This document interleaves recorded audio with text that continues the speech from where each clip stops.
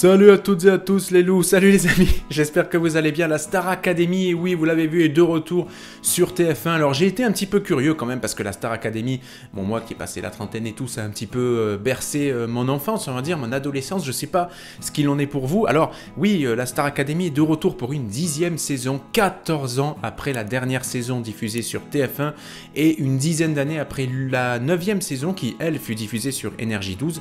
Et qui évidemment était un peu particulière parce qu'Énergie 12 c'était une chaîne de la TNT, etc.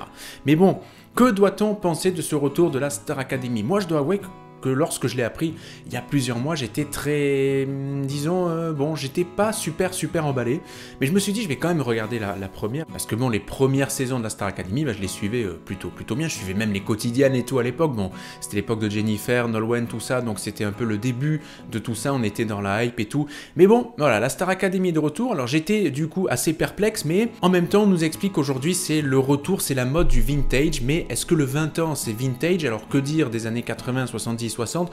Bon, donc j'étais un peu... voilà. En ce qui concerne les candidats, l'émission en elle-même, le principe est un petit peu le même. Alors l'émission a été drastiquement raccourcie, on est sur 6 semaines seulement, c'est évidemment un essai pour TF1, hein, pour la chaîne, qui se dit, ben, si ça fonctionne pas, on aura un peu économisé, disons, sur le coût sur la durée de diffusion, sur le temps de production, et si ça marche, on reviendra. Bon, il faut savoir qu'au niveau publicitaire, ça a d'ores et déjà bien rapporté à TF1 sur le premier prime time. Je vais vous parler dans un instant donc de ce qui est, voilà, vous avez compris, et des audiences aussi, mais juste sur l'émission, j'ai pris quelques notes quand même sur les chanteurs, alors sur le niveau du chant. Alors vous savez que moi j'adore chanter, etc. et tout, bon, je dis pas que je suis un chanteur professionnel, mais je vous laisse regarder sur la chaîne, vous pourrez en juger vous-même, mais...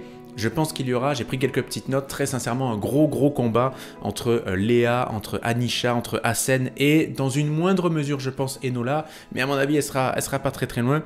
Pour le reste il y a du bon, il y a du moins bon aussi, mais je pense véritablement que Léa, Anisha, Hassen c'est du lourd, ce sont les trois best au niveau vocal, ils ont envoyé vraiment, c'était vraiment très bon hier, et Enola qui complète à mon sens le top 4. Après les autres, je veux pas être méchant, je le dis surtout pas dans cet esprit là, mais vous aurez compris, je les compare plus à des chanteurs de mariage, etc., des trucs comme ça, qu'à des vraiment chanteurs professionnels que moi personnellement j'aimerais aller voir sur scène et tout, parce que ça envoie du lourd au niveau de la voice, mesdames, messieurs, parce que c'est important. Et justement, on va parler de moi un petit peu, parce que cette vidéo est faite fit Nikos a de la glace, mesdames, messieurs, c'est exceptionnel.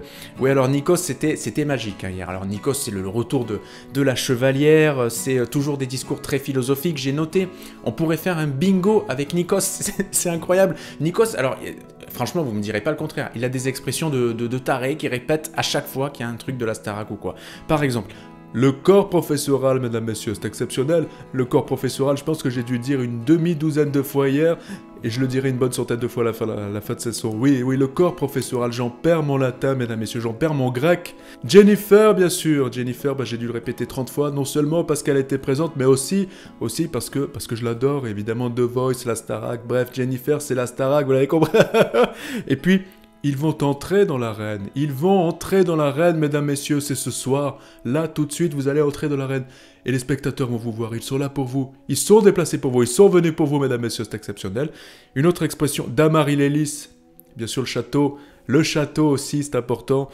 Ça vient du cœur, Et ça vient de là, ça vient du cœur. Et après, vous laissez, ça revient de vos tripes jusqu'au cœur et vous les laissez exprimer vos sentiments. Bref, Nikos était en bonne forme hier. Il a plutôt été cool dans l'animation, même s'il s'est emmêlé un petit peu les pinceaux par moment. Mais bon, c'est une première et tout, et voilà, voilà. Un tout petit mot sur Robbie Williams, une machine à tube. Moi j'aime bien, il y a des titres de fou et tout, et évidemment tout le monde s'attendait à ce qu'il soit présent, mais aucune image n'avait filtré de potentielles répétitions, tout ça. Donc il y avait quand même un hic, et finalement il n'était pas là, il s'est contenté de 27-28 petites secondes de coucou les gars, ouais je suis le parrain et tout. Voilà, donc je sais qu'il y a pas mal de gens qui ont été déçus là-dessus, mais sans vouloir vous rassurer ou quoi que ce soit, il viendra évidemment je pense pendant cette saison-là, d'abord parce qu'il a un album à promouvoir. Un mot des audiences maintenant, et oui c'était important évidemment, c'est une question cruciale pour TF1. Moi je m'étais dit personnellement que au-delà de 4 millions de téléspectateurs, TF1 pouvait faire sauter le champagne, d'accord? Eh bien figurez-vous que j'ai le communiqué de presse de TF1 sous les yeux et bien bien sûr c'est tourné de cette manière-là, mais on nous dit que l'émission a rencontré un véritable succès en rassemblant 4,8 millions de téléspectateurs. On n'est évidemment pas sur des audiences d'une époque où on était à 6, 7, 8 millions parce que la télévision n'est plus la même. Aujourd'hui, il y a les plateformes de streaming, il y a un nombre de chaînes gratuites qui est beaucoup plus important, etc., etc. TF1 a été battu en audience pure par France 3 avec ses téléfilms un peu policiers et tout, plus de 5 millions et quelques pour Meurtre, je sais plus quoi. Mais 4,8 millions, c'est vraiment une belle audience pour TF1. Après, c'est un lancement, il faut relativiser. Il y aura certainement une perte de spectateurs, de téléspectateurs sur les prochains épisodes, sur les prochains primes, et je vous dirai pourquoi. En ce qui concerne les sites publicitaires, et je vais vous parler d'argent dans quelques minutes, c'est là que TF1 a fait un carton, parce qu'ils ont séduit 51% de ce qu'on appelle les Français, donc de moins de 50 ans, la ménagère de moins de 50 ans. En gros, la cible commerciale. C'est-à-dire qu'une personne sur deux visée par les publicitaires en général à la télévision était hier soir devant TF1. C'est énorme. C'est énorme pour TF1 et c'est là que vraiment ça a été un succès colossal et que les annonceurs ont dû se dire putain ouais c'est quand même pas mal. Alors à noter que juste pour l'after, la deuxième partie de soirée co-présentée par Nikos avec Karima, donc eh bien ça a rassemblé 2 millions de téléspectateurs, ce qui est quand même très très fort. Donc il y a eu un vrai effet de curiosité autour de la Star Academy, je m'y attendais mais je crains que ça baisse en audience petit à petit. Vous le savez qu'à chaque fois quand il y a un gros Barnum qui sort, le premier épisode généralement c'est le plus puissant et qu'après on baisse.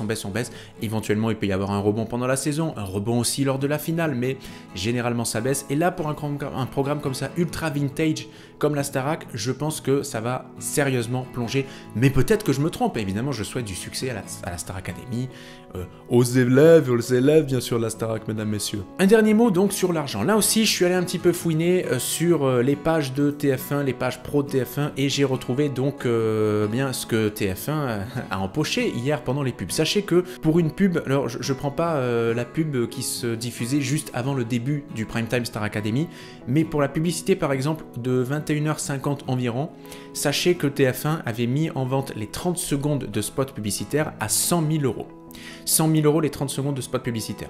Si vous suivez un petit peu ma chaîne, eh bien sachez que c'est par exemple plus que lors de la dernière finale de Koh-Lanta, qui est l'une des plus grosses émissions de TF1, qui avait rapporté entre 80 et 90 000 € pour les 30 secondes à TF1. Là, 100 000 €. Alors ça veut dire une chose, que TF1 a très bien mis en vente ses spots, et 2, ça prouve aussi que les annonceurs étaient curieux de savoir. Et là où je vous ai dit que l'audience va certainement plonger, eh bien on a aussi quelque chose qui tend à faire un peu de prospective, on va dire, sur les semaines suivantes, c'est lorsque vous regardez les tarifs pub de, par exemple, la semaine prochaine pour la Star Academy. Je la prends sous les yeux, et pour le même créneau horaire, la tranche horaire, c'est-à-dire autour de 21h20, 21h50, on tombe à 80 000, 76 000 € les 30 secondes. Ce qui veut dire que les annonceurs s'attendent à ce qu'il y ait une sérieuse baisse d'audience, de l'ordre de 20%.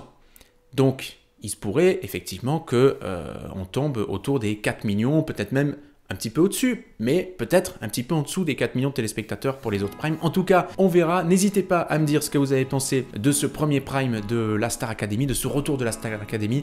Moi, je ne sais pas personnellement si je regarderai la suite des prime time. La quotidienne, c'est tout simplement non, parce que j'en ressens pas l'envie, ni le besoin, ni le désir, le casting ne m'a pas ébloui à ce point, et donc pas de temps, etc.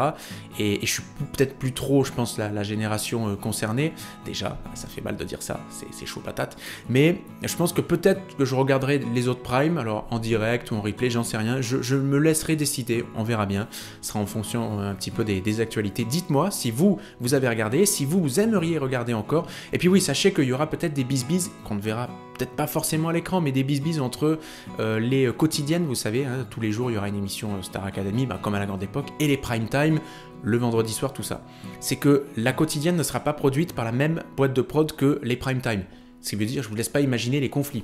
Quand l'un va vouloir des images de l'autre et tout, ça risque d'être des fois un peu chaud patate en coulisses, mais voilà, c'est une petite indiscrétion que je me permets de vous donner. En tout cas, j'espère que cette vidéo vous a plu. N'hésitez pas à mettre un petit pouce vers le haut, à vous abonner à la chaîne. Je vous dis à très vite pour de nouvelles aventures. Il y a des vidéos voyage, il y a de la vidéo tech, il y a de la vidéo sport aussi qui arrive bientôt sur la chaîne. Prenez soin de vous, je vous embrasse fort. À très vite, ciao.